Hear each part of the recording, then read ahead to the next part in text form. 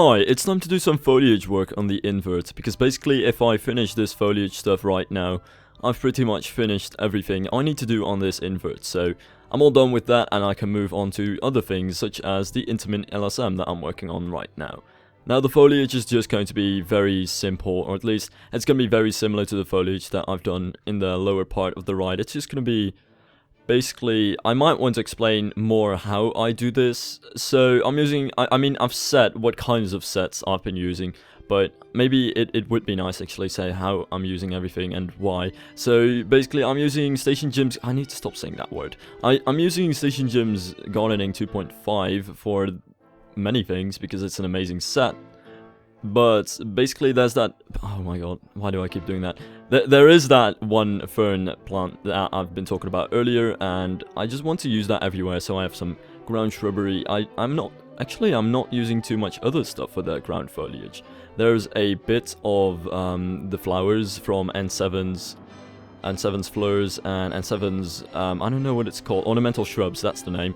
But most of it is actually that fern-looking thing from Station Gym's Gardening 2.5, and that's pretty much all of the ground foliage. You don't need that much ground foliage actually if you're using pines and stuff like that, because they already have the leaves on the ground level, so you don't really need it over there. There's not space for it anyway. So yeah, speaking of the pines and stuff like that, I'm using 2.5 for those sexy dark pines.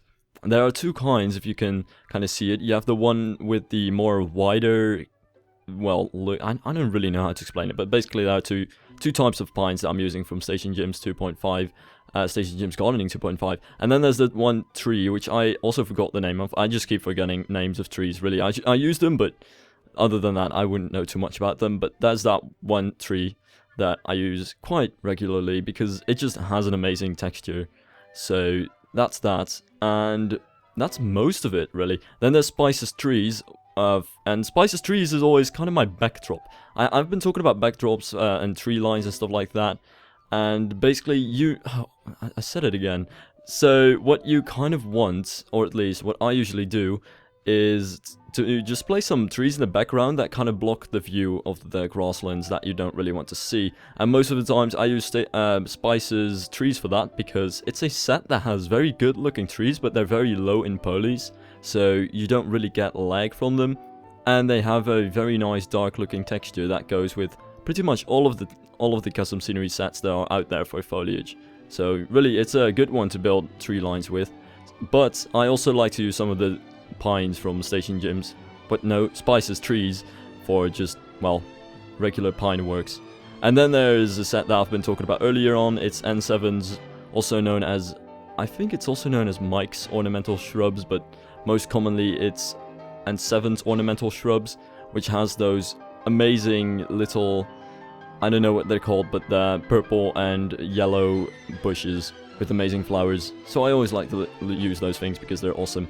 And I haven't really talked about this castle yet, but I just felt like, on a whim, I just decided to build that castle over there. So that's why I did that. I'm still not too certain about it. I mean, I kind of wanted this ride to be only forest, but then when I did it, I felt like it was too boring. I just felt like there wasn't enough variation in the kinds of scenery that you had around the ride. But now I actually don't feel too sure about the castle, and you don't really see it from the ride. So the forest is kind of too dense to see it. However, you do see that tower awkwardly, well, in the middle of the mountain range. So I don't know if it's something that I really want, but I'll just let it stay. But basically the invert is finished now. I just kind of wanted to do the area around it. So this little plaza over here needs benches because I took some pictures of it and did some filming material, just kind of seeing what it looks like, and it just annoyed me that there were no benches or anything really for that matter on the paths. So I just decided to place that while I was at it. I decided to try some new lamps that I rarely ever use from a very obscure custom scenery set. And then it was time to tackle the terraforming and do the good old checkerboard pattern, well, terrain textures again. Because everybody loves those things. I mean, it takes a bit of time, but it actually doesn't take that much. I was looking at this video when I recorded it and realized that doing this doesn't even take that much time. It's just so boring that it seems to take a lot of time, but it's not even that great of a portion of the time lapse. So really, it's not that bad to do. it's not that time consuming, it's just kind of annoying. But I found out that it was somewhat fun, or at least not that boring, to add sand everywhere and just kind of scatter that around and see what that would look like. And the second part of doing this, filling in the grass spaces, is actually something that is kind of fun, because you can see what the grass is going to look like. I mean, the first section of doing the checkerboard technique is always boring, just making the checkerboard and it looks ugly and everything. But what I'm doing now is just filling everything in. I don't know why, but I always like to do that. Just seeing the terrain transform. It's like you put a layer on it, like something, like I don't know how to describe it, but it's kind of like when you place a fence around a building and say that you're working on it. And then you finish the building, but basically you don't see the building yet, and then you remove the fence, and you're like, oh, so that's how it looks now. That's basically that kind of feeling that I get from doing this. And as soon as I get that little area done in the corner over there, I've pretty much done all of the terrain texturing in the park, so hooray, I don't have to do this anymore. Or at least, I hope so. I'm not entirely sure, of course.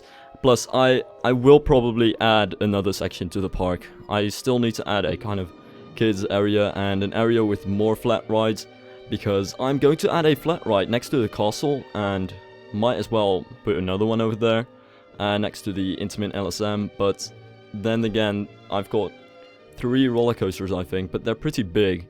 And if you have about 3 roller coasters, I would go for about 10 flat rides or something like that. But what I need to do before I actually get to doing that is installing new CFRs, because I don't have any CFRs on this computer yet. Just a couple of CFRs that I need for this park, but nothing else. And yeah, that's basically that. So then I decided to just kind of see where I would go with this path, because I kind of wanted to try something else, something that I hadn't done in this park yet. So I just decided to go with Brian just said and see what it looks like, and it looks pretty decent. Though I'm not too sure about the height of the fence, and it doesn't really fit the rest of the park that well. I think it fits it well enough, and of course I kind of want to mix different fence sets together. You don't want to use the same fences everywhere. I mean, it's not an idea that I got myself, it's actually Ant7 who posted that in a thread somewhere when I figured, hey, that's actually a very good idea. So yeah, I would like to spread the message, and if you can, try using various fence sets, because it just looks cooler if you have various fence sets. And this is where I decided to do the supporting on the Intimate LSM, so that's done as well now. The only problem with this is I was very dumb and I actually colored them in the wrong color. I used this very light kind of purple, and now I can see it right away. I have no clue how I didn't see it at the time. I was listening to Pink Floyd or something and spacing out too much. I don't know why, but that just happened. But yeah, that's why I needed to recolor them at some point. So I was being an amazing again. And then I pretty much did everything when it comes to this ride and the supports and all that. And it's just the scenery that I still need to do. And I still actually don't have a clue how this entire area is going to look, because I've been working on scenery, I know, in this area for quite a bit now. But I still actually don't have an idea of what the area is going to look like. Most of the times I do have an idea, and I would recommend everyone to actually build buildings with at least having a slight idea in my head, because even though I often say that I don't plan my rides, which is true, I never make sketches or plans for anything, I do often come up with something in my head. Even if it's just right before I build it, I kind of do construct a plan in my head. But I just decided to not do that with this roller coaster and just do complete random things. And I suppose I'm taking quite a risk there, because it might turn into something terrible. So I really hope it's not going to happen like that. But I guess I'll see at some point. I might want to kind of formulate a plan right now and actually see where I can go with the buildings that I've built so far. So yeah, this is basically me trying to recolor all those things, which actually turned out to be a rather annoying job, because the footers and supports and stuff had different kinds of color schemes. And then I figured it was time to work on that tower. And speaking of plans, now that I'm on the topic of that, I actually don't have a plan for this tower either.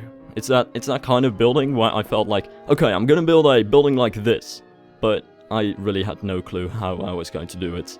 So I really hope that this building is not going to look too terrible, because if there's anything that kind of annoys me in Roller Coaster Tycoon 3, even though I know I have nobody to blame except for myself when it comes to that, is when I build a building and I've worked so hard on it, and then I finished it, and I'm looking at it, and I'm like, I messed up.